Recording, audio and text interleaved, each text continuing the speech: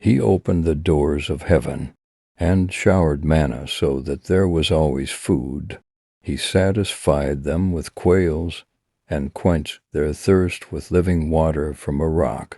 Manna began to fall on the 15th day of the second month, in the first year of the Exodus, after they entered the land of Canaan.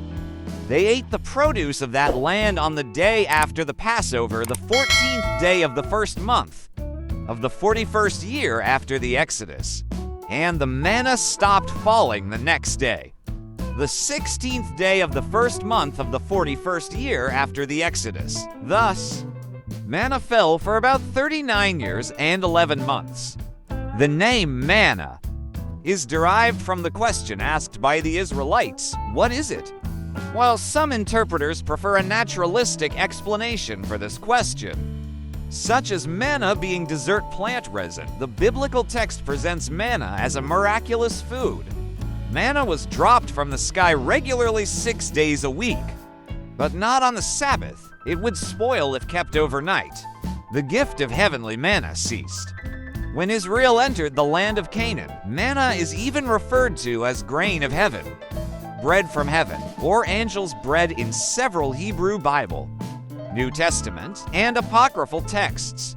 Then said the Lord unto Moses, Behold, I will rain bread from heaven for you, and the people shall go out and gather a certain rate every day, that I may prove them, whether they will walk in my law or no. Manna was the staple food of the Israelites for 40 years, during their wandering in the wilderness, when the Israelites complained about food shortages. In the wilderness of Sinai, God sent bread from heaven for them.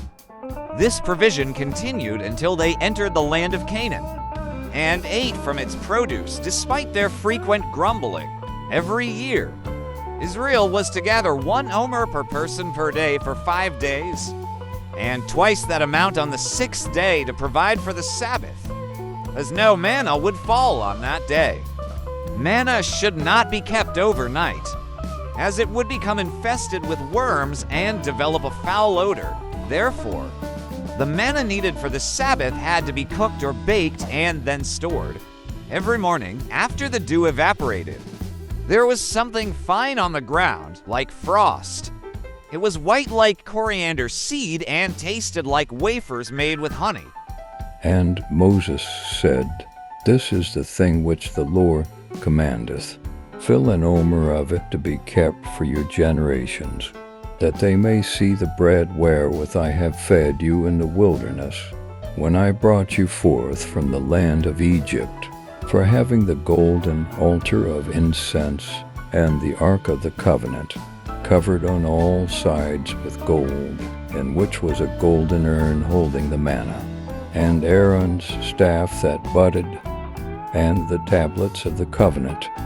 Hebrews 9-4. To allow future generations to see the manna, Aaron was instructed to place an omer 2.2 liters of it in front of the testimony within the ark. After the golden ark of the covenant was made, a golden pot containing manna was placed inside it. However, about 5 centuries later, when the ark was moved from the tent set up by David to the temple built by Solomon, the golden pot containing manna was no longer there nonetheless. The purpose of preserving the manna was achieved.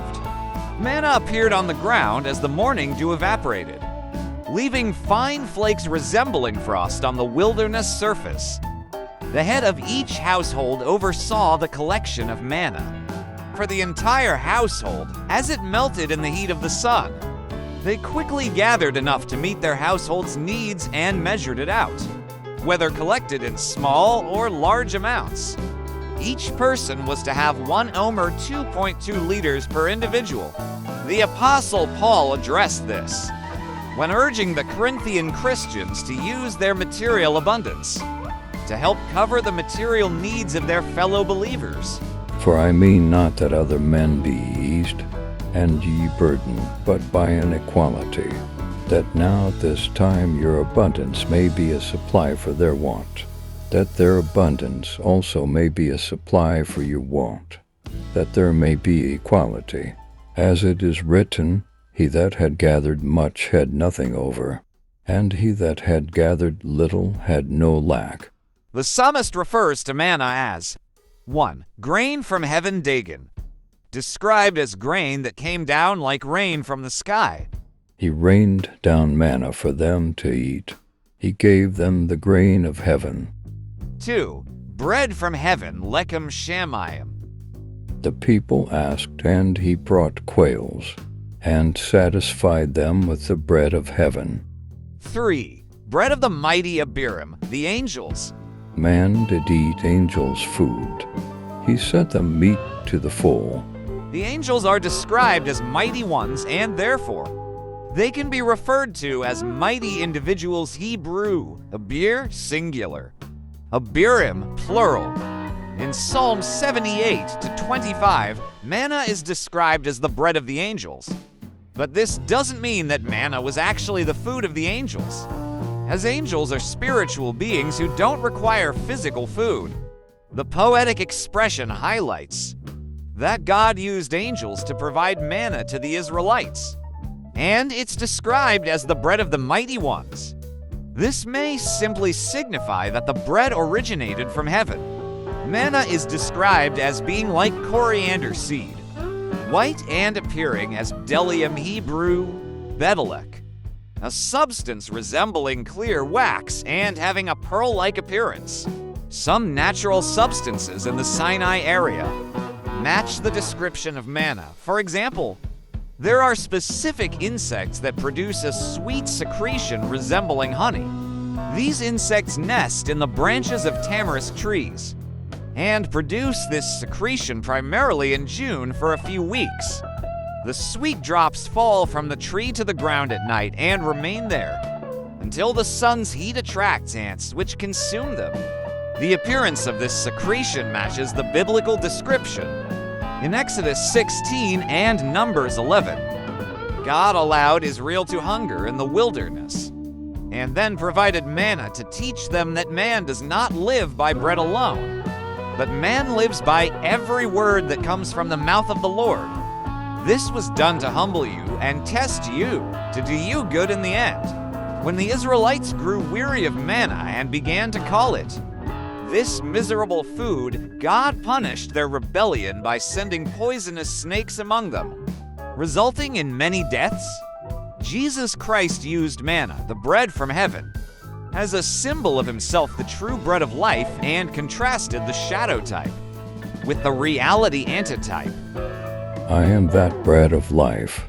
Your fathers did eat manna in the wilderness, and are dead. This is the bread which cometh down from heaven, that a man may eat thereof, and not die. I am the living bread which came down from heaven. If any man eat of this bread, he shall live forever.